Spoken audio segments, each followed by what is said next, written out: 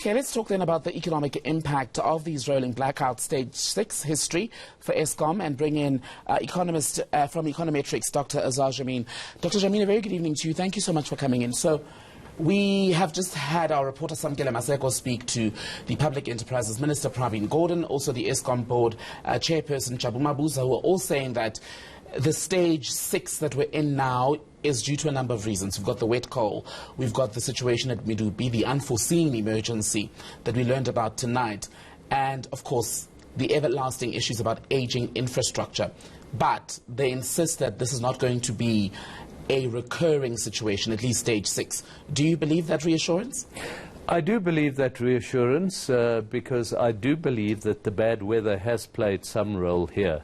But it doesn't, you know, we may not have stage 6 in the future, but stage 2 and stage 4 seem to be becoming a relatively regular feature now. We had them in February, March, we had them in October, November, now again in December. And this is very worrisome at a time when the demand for electricity should theoretically be relatively low.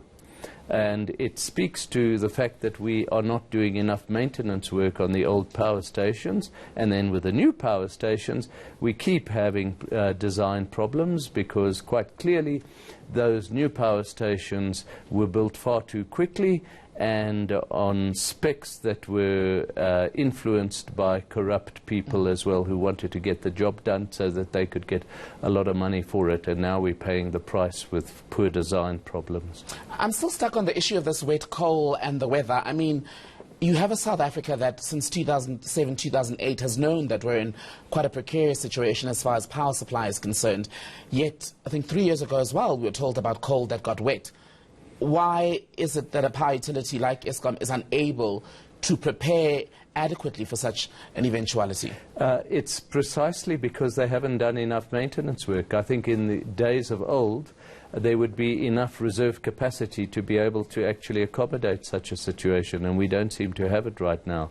The other factor to bear in mind with this cold weather is to the extent that we do have some wind and solar power, that's obviously also taking a knock right now. So that requires some understanding. But the fact is that we just have not done enough maintenance work. There's been this obsession with keeping the lights on all the time rather than worrying about the longer-term future. It's a syndrome of the way in which the economy has been managed for a long time. This concentrating on the short term rather than worrying about the longer term. Concentration on the short term, crucial point you make. Is the government of the day and those in charge at Eskom, are they in denial about the extent of the problem, or do they simply not want to admit publicly how bad the situation is? I suppose there's an element of denial, because if you speak to Eskom people all the time, they'll express an optimistic view of the future of the utility, and yet we keep running into these problems. I'll tell you who's not optimistic tonight, Dr. Jammine: economists. You scan through some of the immediate reaction from the people who've spoken to some of our other colleagues in the media, be it in print or on radio, and even on social media. Dr. Rajabedian, for example, saying that what this means is that we are set for a recession. Yeah. Do you share that view? Absolutely. I think from a short-term point of view, there's been a bit of damage.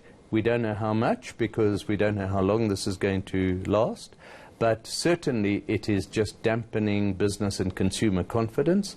And I saw the figures today for October road freight payload, down 8.7% year on year. Now that's a frightening statistic if that's a starting point. Tourist accommodation also down very sharply. We're getting a whole spew of data this week on October and November statistic, and they've started very poorly, and I think news like this will simply entrench the expectation that people will start cutting back on everything that they can in order to prepare for the worst.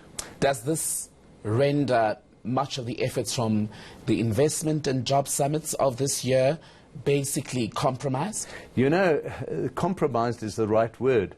I found it very interesting that with the third quarter GDP figures, as bad as they were, the one ray of light that was not highlighted by anyone was that investment actually picked up by 4.5%. So what one may say is that the the investment summit may have simply prevented the economy from being even weaker than it might otherwise have been. Dr. Jammine, thank you so much. Always great to speak to you.